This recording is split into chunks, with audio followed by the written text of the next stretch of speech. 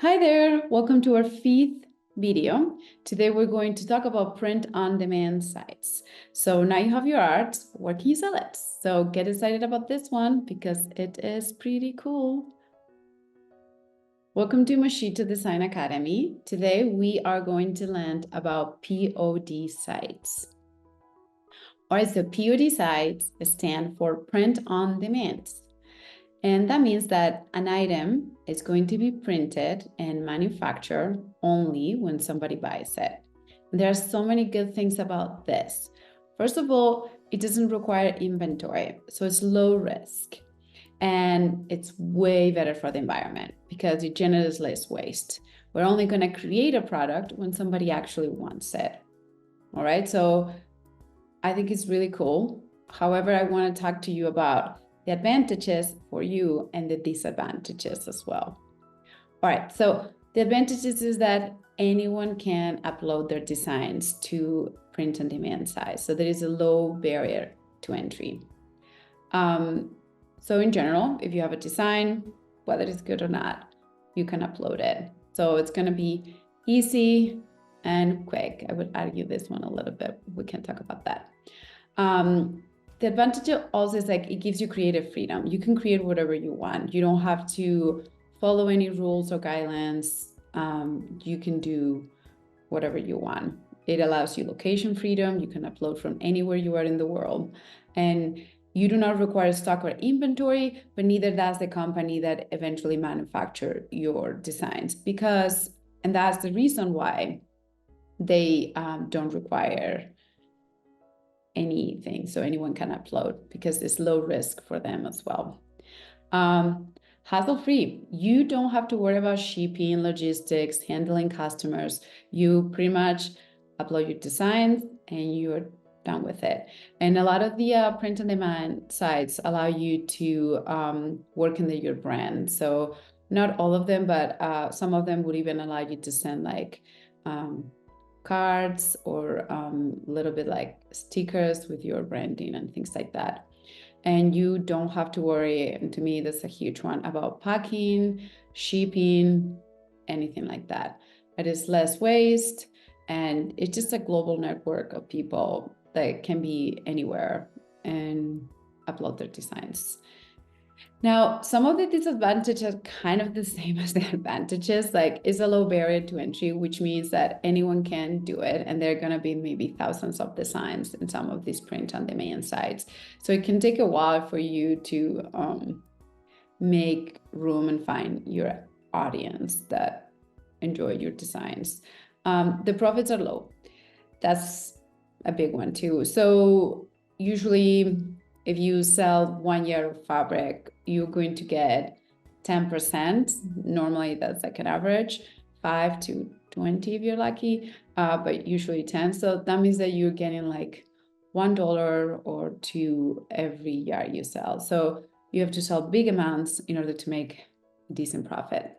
And usually because you're uploading to a third site, you have no data about the customers. You don't know what do they like, where they're coming from. So it makes it a little bit harder for you in terms of marketing.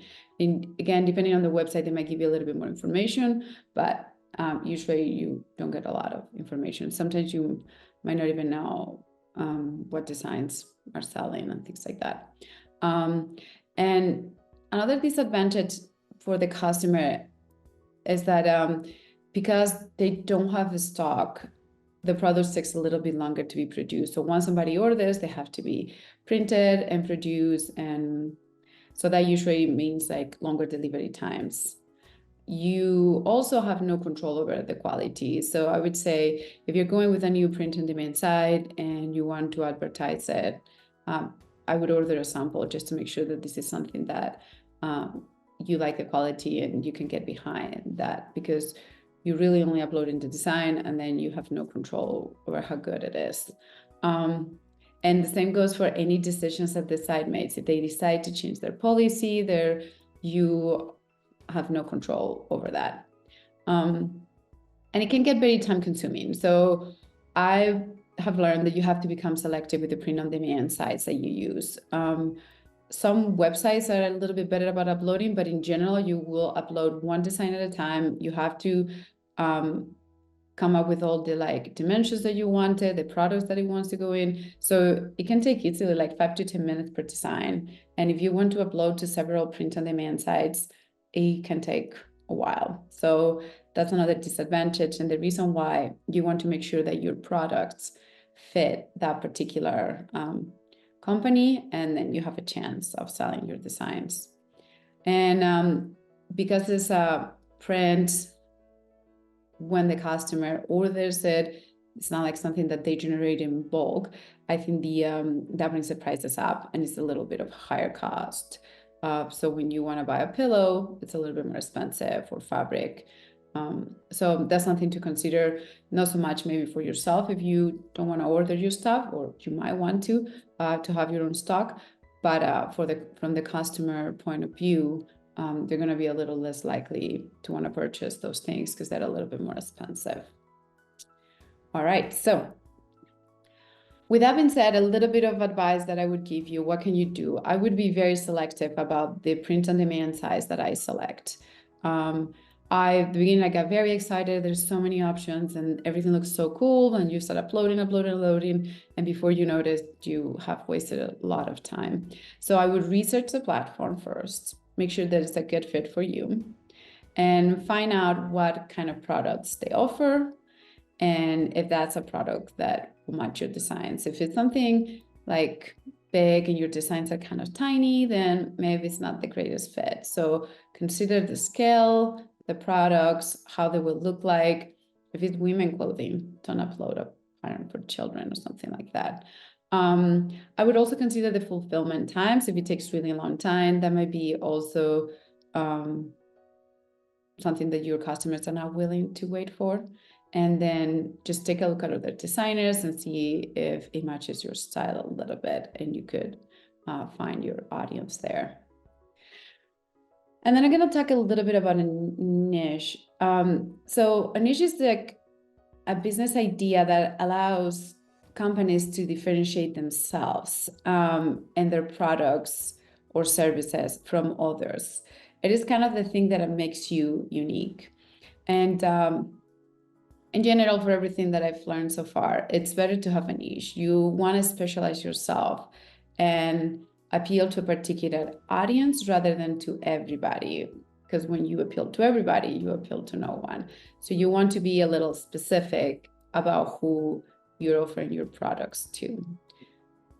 So I would try to pick a niche, thinking of who is your ideal customer. And in order to answer this question, you can ask yourself, where would you like to see your product on? Is it in like children clothing or home decor, things like that? Fabric, wallpaper, would you prefer stationery? And then think a little bit about your target audience. Are they children, women, what ages? What do they do in their lives? The more you can narrow it down, the better. And also think about your style. What makes your style unique? And you might not be able to answer all those questions right away. This is something that you can think through as you go, but it is good to start thinking about those things in terms of selecting your print-on-demand sites. All right, so that's a little bit of my advice on how to go about it. I would set my expectations.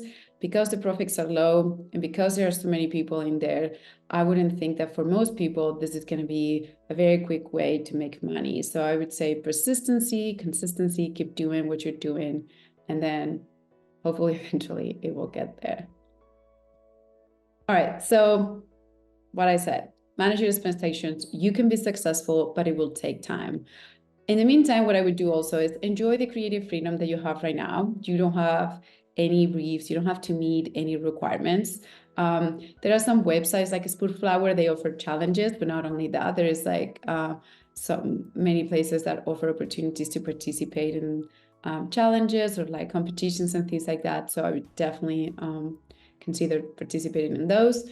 And also print-on-demand sites are great for the mockups. I mentioned this in our previous video. Once you love your design, for example, in Spoonflower, your design automatically is going to show up in like home decor, wallpaper. So I would definitely use those images to advertise my brand. So be brave, upload your design, download all the mockups, and then use them on your social media. All right, so now what are some of the print-on-demand sites that you have? This is only a very small list. There's like thousands out there. I have experience, or I have uploaded my designs at one point or another in all of these ones. My favorite ones are Spoonflower and Raspberry Creek fabrics. And the reason for it is, one, because they carry fabric, and also because they're run well. The people behind Raspberry Creek Fabrics is a family-owned business, and they are lovely. And they don't only offer fabric, they are offering like different types of towels, beach towels, kitchen towels. They also carry wallpaper. Same goes for Spoonflower. The uploading process I've found is one of the best ones. And then you can also purchase your items as home decor things. So there is also Art of Wear. They offer a bunch of different products. And the cool thing about this one is that it allows you to drop ship, which if you don't know what that is, we can talk about it. But it allows you to bring their products onto your website, and you sell them from your website as they are your own. Another two very popular ones are Redbubble and Society6. Again, clothing, phone cases, home decor items, anything. Another fabric company based in the UK is Woven Monkey. You can also use Sasso. I think it's more geared towards stationery and things like that. And then a couple of other was Printful and Contrato. They also offer options for art prints if you don't create art that is repeats, things like that. So these are just some ideas. You can go online and find a million different ones. I would just be a little wary and then do my research before I commit to one of these platforms, just because it would take a long time to upload, and you might not see the results for a while. So it might be better to commit to one, and then once you have established yourself in one of those, you can expand a little bit more if you want to. So this is it for today. Thank you for joining.